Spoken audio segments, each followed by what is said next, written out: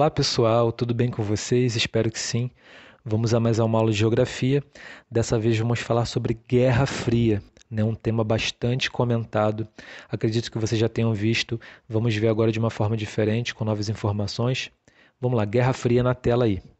Temos aqui, né, os Estados Unidos da América, que representaram o capitalismo, né? Estamos no futuro e sabemos, né, que já venceu.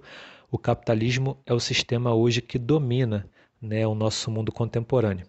Desse lado aqui, a URSS, União das Repúblicas Socialistas Soviéticas, né, que defendiam a implantação do comunismo a nível mundial. Né? Foi um conflito político, ideológico e militar. Entretanto, né, não houve nenhum tipo de ataque, de bombardeio entre essas duas potências. Né?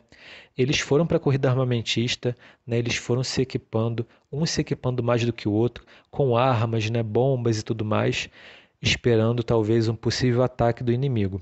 Porém, esse ataque nunca chegou. Né? Algumas guerras, alguns conflitos aconteceram com outros países do mundo durante a Guerra Fria, né? Mas esses dois atores principais aqui, Estados Unidos e União Soviética, liderada pela Rússia, né? Entre esses dois não houve embate, não houve bombardeio, não houve mortes, né? Foi um conflito político, ideológico e militar entre as duas grandes potências no pós-Segunda Guerra Mundial. Né? Isso daqui começa por volta de 1946, 1947, né? Logo depois que a Segunda Guerra Mundial chega ao final.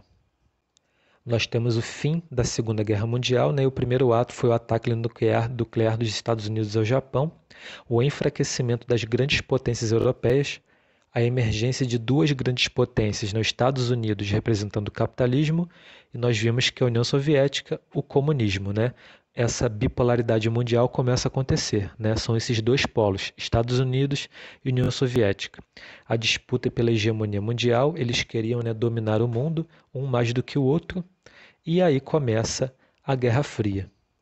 E temos aí, né, o capitalismo versus o comunismo. Enquanto o capitalismo, né, americano buscava a valorização da riqueza material, o comunismo soviético buscava o bem-estar social. Lembrando que isso tudo aqui, pessoal, na teoria, né? Na prática não foi muito bem assim que funcionou, principalmente do lado comunista da história.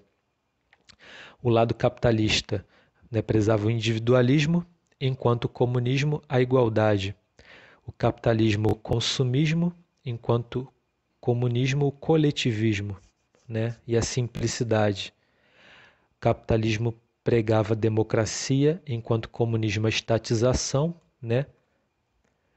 O que era nacional tinha que se manter nacional, e a livre concorrência capitalista contra a economia planificada comunista, né? Aqui são os principais pontos de cada sistema. Sistema capitalista assim, sistema comunista assim. Na tela nós temos o Acordo de Bretton Woods, né, dos anos 70. O que foi? Foi uma conferência com o objetivo de regular a economia mundial. Né? Queriam o livre comércio e o fim do protecionismo. Lá surgiu o GATT, que mais tarde virou a OMC, né, que existe até hoje, que é a Organização Mundial do Trabalho. Né? E os tipos de capital: fixo, externo, exemplos, comércios e fazendas, e o especulativo, smart money, né? Exemplos, bancos e bolsas de valores. Né? Consequências da criação do Acordo de Bretton Woods.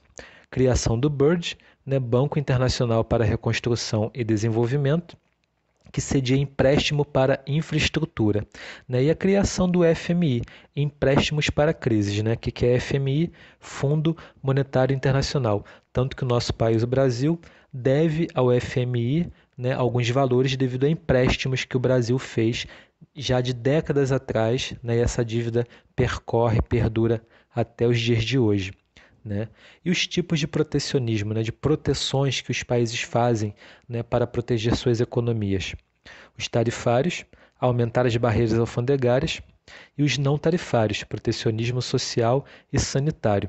Ok, pessoal? Então fica aqui uma breve explicação do que foi o Acordo de Bretton Woods. Na verdade, né, ele foi uma conferência e o objetivo dessa conferência era regular a economia mundial, né, fazer com que os países, né, podiam fazer uma interligação comercial entre si, né? Queriam livre comércio.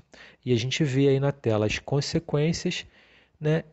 E o tipo de protecionismo, o tipo de proteções que os países criaram, né, para proteger suas economias perante a concorrência que foi gerando ao longo do tempo, ok? Na tela a gente vê, né, mundo bipolar, ou seja, apenas dois polos de poder, Estados Unidos e União Soviética. A gente vê aqui, né, os países aliados, né, dos Estados Unidos, tudo em amarelo, né, ou seja, o nosso Brasil aqui, né, do lado americano da história, e os países comunistas todos em lilás. A gente vê aqui, né, uma clara divisão entre Ocidente, né, para o lado capitalista norte-americano, estadunidense, e o Oriente para o lado soviético da história, mas porém alguns pontos, né, capitalistas estadunidenses também espalhados aqui pelo Oriente. Então tá aí na tela, pessoal. Temos aí a Conferência de Yalta, né, aqueles que concordam com a influência soviética na Europa Oriental e decidem sobre a ocupação da Alemanha, com participação da França. Temos o Churchill, representando a Inglaterra, o Roosevelt, os Estados Unidos, e Stalin, quem? A Rússia, né? Temos aqui a cena de um filme, né, histórico.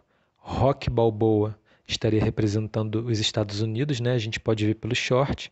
E o Drago, né, representado aqui pela União Soviética. Então a gente tem aí, ó, disputa tecnológica entre os dois, né, entre esses dois polos, entre essas duas nações, Estados Unidos e União Soviética. A corrida espacial, né, onde eles queriam descobrir o espaço, mostrar quem comandava toda essa história, quem tinha mais inteligência, quem tinha mais investimentos, quem tinha mais condição, né, de chegar a algum astro. A gente sabe que a Lua foi o principal objetivo, né, entre os dois. Espionagem, a CIA para o lado estadunidense e a KGB para o lado soviético. Busca de aliados, eles buscavam aliados pelo mundo todo. Quanto mais aliados eles tivessem, seria melhor. Conflitos regionalizados, né? Aquela coisa toda que eu disse, que durante a Guerra Fria alguns conflitos em algumas regiões do planeta aconteceram, como a Guerra das Coreias e a Guerra do Vietnã, né? Ambas no continente asiático. A busca de aliados deles era para o quê? O cabo de força, né, gente? Quem tivesse mais aliado, com certeza teria mais condições de vencer essa Guerra Fria. E as difamações, né? Um difamando o outro para que a imagem de um pudesse se prejudicar em relação ao outro. E aí a gente tem a criação da ONU, que é a ONU, Organização das Nações Unidas, né?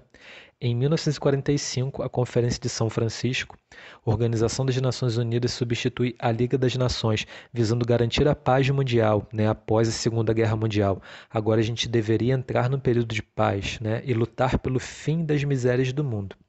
Aí foram criadas várias instituições, o FMI, Fundo Monetário Internacional, FAO, Organização para a Agricultura e Alimentação, UNICEF, Fundo das Nações Unidas para a Infância, BIRD, Banco Internacional para a Reconstrução e Desenvolvimento, OIT, Organização Internacional do Trabalho, e a Unesco, Organização para a Educação, Ciência e Cultura. Vejam bem, várias organizações visando o bem-estar social, o bem-estar do planeta foram criadas, ou seja, deveria mesmo ser um período de paz após a Segunda Guerra Mundial. Temos a Conferência de Potsdam, né, em 1949, 4 anos após a Segunda Guerra Mundial, a divisão da Alemanha de Berlim em 4 zonas de ocupação: soviética, americana, francesa e inglesa. Né? Nós percebemos aqui no mapa essa divisão.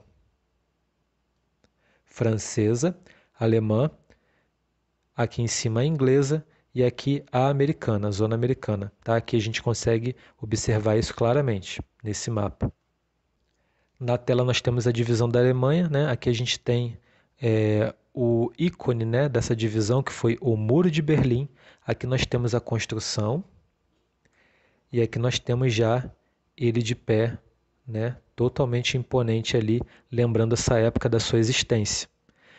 A gente tem a República Democrática da Alemanha do lado oriental e a República Federal da Alemanha para o lado ocidental, né, o lado que representaria os Estados Unidos.